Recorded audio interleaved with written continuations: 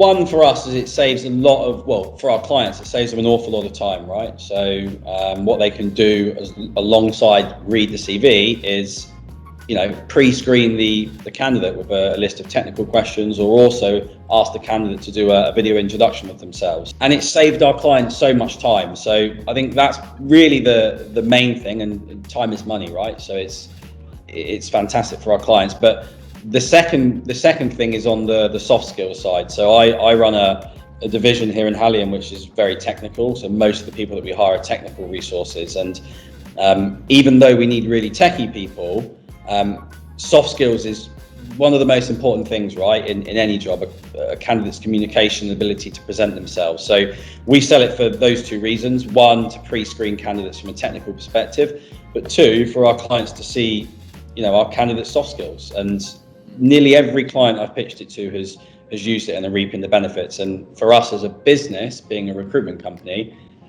we're making more business from it, right? And I think, Jack, just to expand on that a little bit, the time saved is great, but I think the one of the main benefits that I've seen for your business and for others in the industry is actually just that transparency between client and recruiter.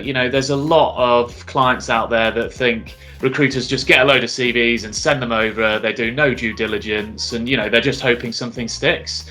Using this kind of video actually holds the recruiter accountable to putting forward great candidates, shows the client up front that candidate, and it saves a lot of time because they have a higher confidence in your capability of finding the right people, right? And actually the feedback loop of them being able to say, these three are right, these three aren't right, these are the reasons why, before actually scheduling people into their diary, means you can just refine that process even further. So there's loads of different kind of byproducts that sometimes we don't even think about when it comes to using video.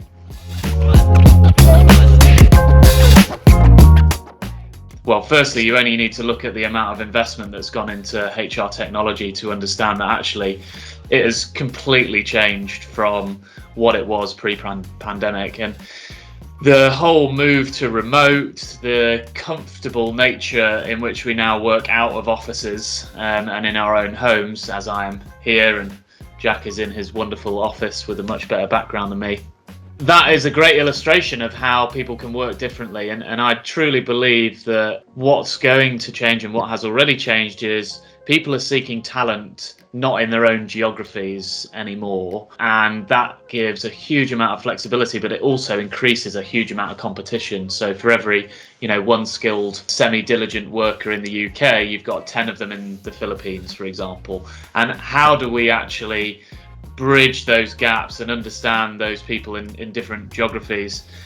I think the future of interviewing, I hope, is that we start to move into understanding candidates at a more sort of job level. So actually, rather than just asking questions and sitting in interviews, how are we testing the capability of those individuals? Because in reality, when was the last time you sat down at your desk to perform your job and there were 3 people sat opposite you asking you questions about everything that you're doing? It never really happens. So the interview process is actually quite a false environment. So it's important for cultural value, soft skills, all of that stuff. It's absolutely essential.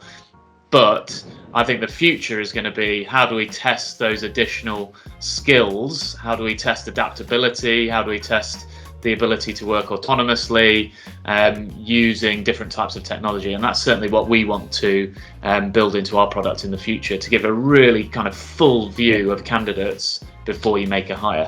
I have to mirror what you said, particularly on the people are hiring staff and talent now in different geographies, right? And more of my clients are saying, Jack, I need this person, I need this skill set, but actually we don't need to bring them on site anymore.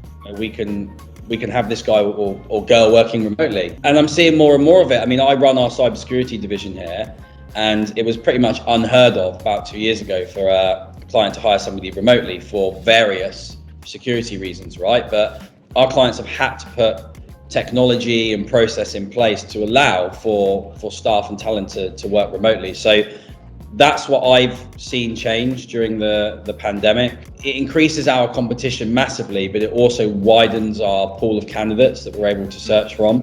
So there's advantages and disadvantages for us as recruiters.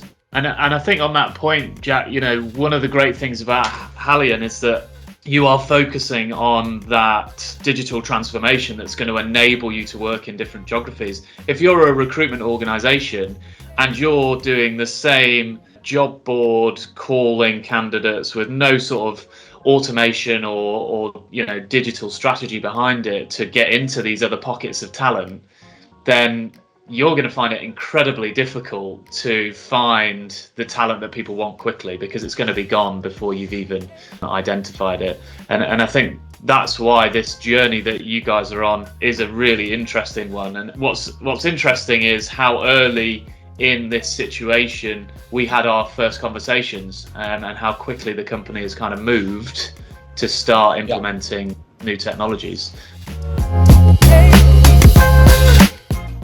I can think of one off the top of my head, and it was a guy that did his video interview with his top off. So you can imagine my surprise when I opened up the video interview and he was sat there, and I honestly thought he was naked first, and then he shuffled around a bit in his seat, and I saw his jeans, and I was like, oh, thank God he's not naked. But yeah, the guy that did his interview with his top off was a bit of a strange one. You'll remember him forever. So yeah, unfortunately, yes. Maybe it worked. Maybe it worked. I didn't send it to my client, by the way, just so we're all on the same page. Yeah, nice. I mean, not through Willo, but I used to do assessment centres at my previous employer. And I mean, the things that you have in that is just incredible. Like we used to ask people what their greatest non-academic achievement was to date. And there was one young lady that stood up and said that she made a cheesecake on Sunday.